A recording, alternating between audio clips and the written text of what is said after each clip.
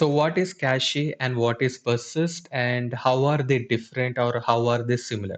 So very important interview question, at the same time very important concept if you want to improve the performance of your Spark application.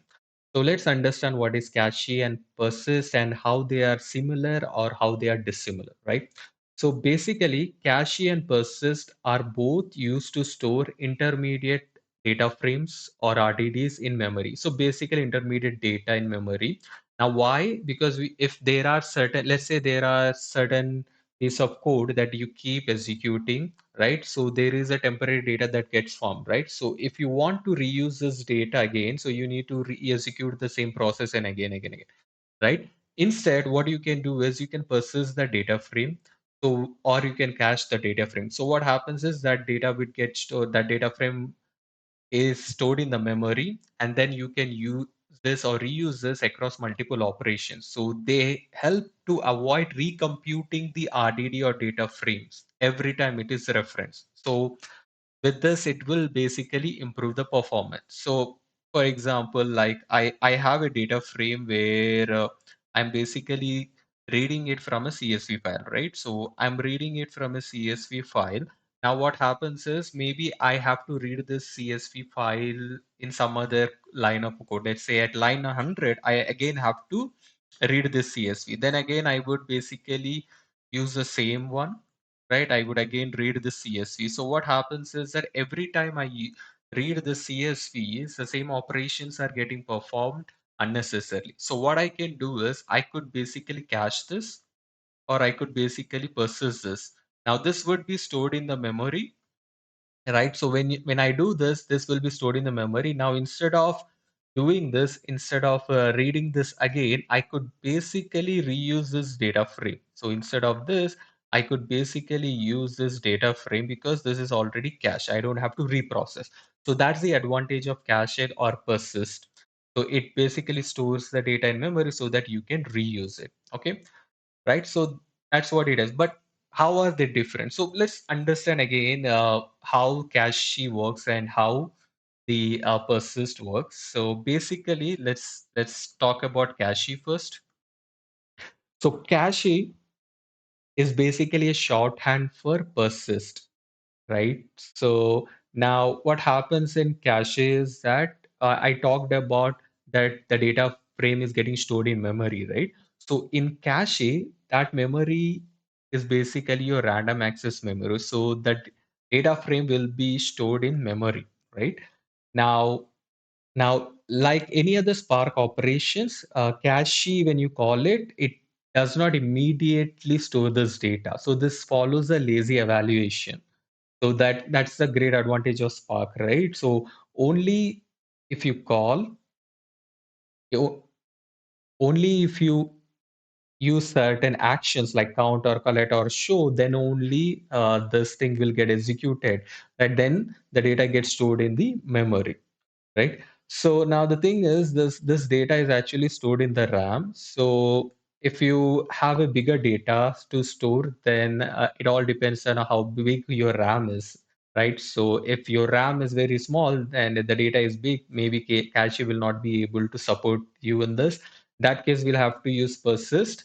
That we will see in a little while. But cache basically stores this data into the RAM, right? So advantages, obviously, since the data is stored in the random access memory, you can retrieve this much faster. So your operations will be all quick and it's very simple to use. All you have to say is data frame dot cache, right? So this is how simple it is to actually use this, right? Now, what are the disadvantages, right? We talked about disadvantages, but the disadvantages again, this stores in memory, right? So if the data is too big, then you cannot store this here. So it will not be able to make up that space. So that's the only thing. It will again, if your memory is like 4 GB and you're storing somewhere close to this, then it will degrade the performance. So that's the only disadvantage.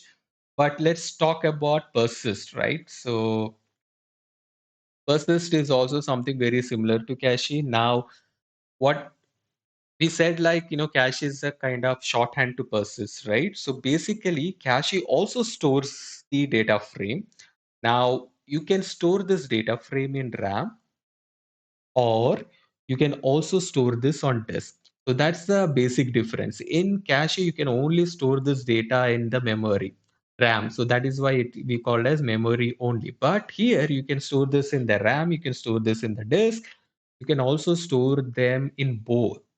So Persist is a customizable storage level. It provides you the customized storage levels, right? So you can have something called as memory only.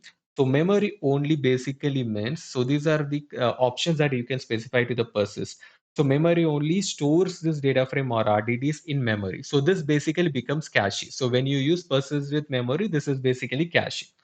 You can also do memory and disk, right? So when you say memory and disk, basically what it is saying that it will store this in the memory, which is RAM, but then if there is more data, if there is insufficient RAM, then it will spill onto the disk, which is really good, right? So let's say you have a large data, so whatever the RAM can support, it will basically put the data into the RAM, and then the remaining data it will spill out into the disk, right? Then you also have something called as it also has another option called as memory only serve. So this basically means that the data, the RDD or the data frame is stored in a serialized file format. So we have multiple file formats, right? So this gets stored in the serialized file format. So serialized file formats, why? Because this will help in saving the space, right? Then there is also another option here which is called as a disk only. Right? So these are different options that you can use in the Persist, right? So disk only, as the name specifies, this basically means that all the data you will be storing on the disk. You're not storing in the memory, but you're storing on the disk. So there is another option called as hop heap. So this basically stores in the memory, but it is actually stores of the Java heap. So you will need some extra configurations here. So this is actually using Java heap. Now, these are all the different memories or different options that we have. We have memory only, we have memory and disk, we have memory only sir, which is serialization, disk only, off heap, right? So these are all the flexibility that the Persist does. While in cache is just memory only. So that's a basic difference between cache and memory. So when do you use Persist? When do you use cache? So if it is a simple use case where you just want to use where you want to store this data in memory, which is RAM, so you can go ahead with cache. But if you want more flexibility, right? If you want to store in memory at the same time, you also want to store in disk, or if you want to store in disk, or if you want to have the stored in a serialized format, if you wanted more flexibility, then we should go for Persist because you need to provide some configurations here. It's a very simple configurations, but this is where you will use Persist. It gives you more control over how the data is stored when compared to the cache. Cache is just a memory, right? So that is where you have Persist and cache. Okay, so now what are the advantages of Persist, right? So the biggest advantage, as as as we see here, is that you have lot of custom storage levels, right? So you can store in different storage like memory, or you can store in disk. So that is a great advantage, right? Depending upon how the data is, you can choose your custom storage level. Now, because of this, it actually handles the large data because not only you are able to store this data in memory, but you're also able to store the data in disk. So basically, that will handle large data set. Obviously, it provides serialization. We have seen one of the option here. So serialization, you can use a serialized storage to reduce the memory usage. So this is will be very helpful. Now, what are the disadvantages? We have seen all the advantages, right? So what are the disadvantages? So it could basically have a potentially slower access, right? Now, why is that so? Because if you store the data in disk, obviously retrieving this data will be a slower, right? So that is one of the, again, this is the trade-off you will have to make. If you want more flexibility, you'll have to definitely go with Persist, right? So that is about cache and persist. So let's look at an example here, right? So I have this Spark.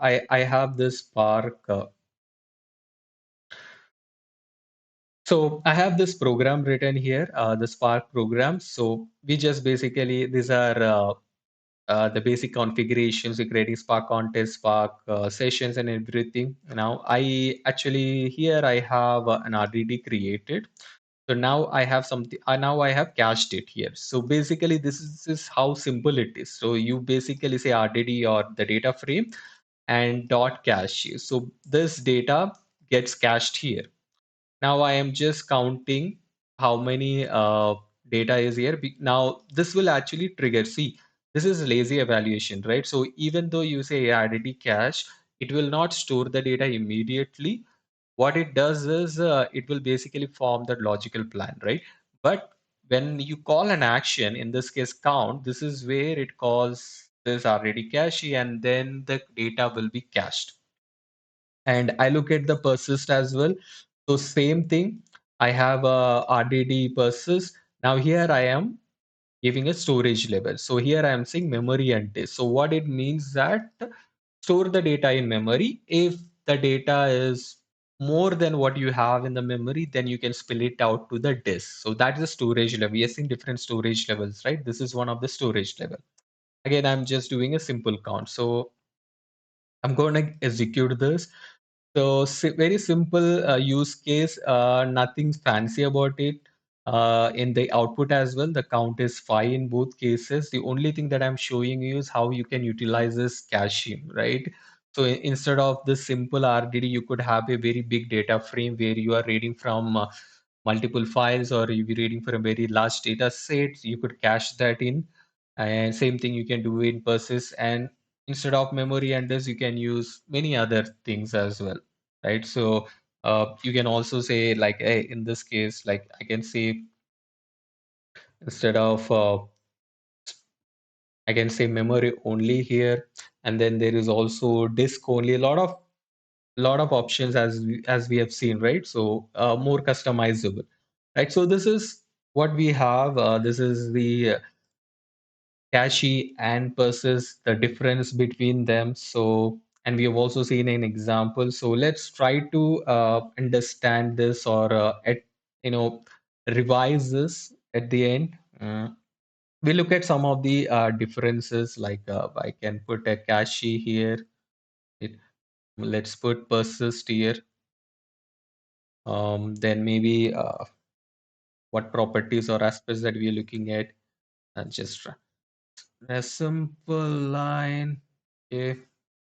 Okay, so let's look at the default behavior here. So what is the default behavior of cache? What is the default behavior of the persist? So it stores the RDD or the data frame in memory, right? So this is only memory only. So this is the different. Sorry, this is the default behavior, right? But over in persist, you have different storage levels. So you can store it in memory, you can store it in disk, right? You can store it in both cases, right? So that's the one. Storage, again, if we talked about storage levels, this is just memory only, but this is like you have different storage levels like memory and disk only, and so on. Now usage, if I talk about usage, simple use case, when if whatever the data that you want to store it that it fits into the memory, then yes, you can use this. But if you want more flexibility, let's say if you want to store the data in serialized format, or if you want to store this data, or if you want to persist the data in memory and disk or just disk, these are the things you can use using the persist. Okay. And if I look at serialization, so this does not support serialization, but this supports serialization. All right. And if I look at performance, right, how does this perform? So if it fits within the memory, this is super fast. This is really good performance, fast access if it fits into the memory.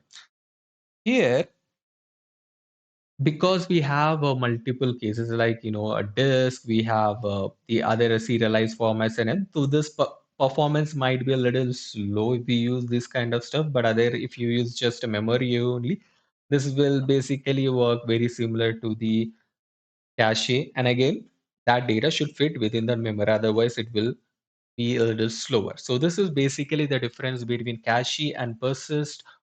The advantage, we have seen the advantages, we have seen the disadvantages, we have seen the difference, we have seen an example, we have seen when to use, when not to use. So basically, both cache and persist are really important. You need to use this.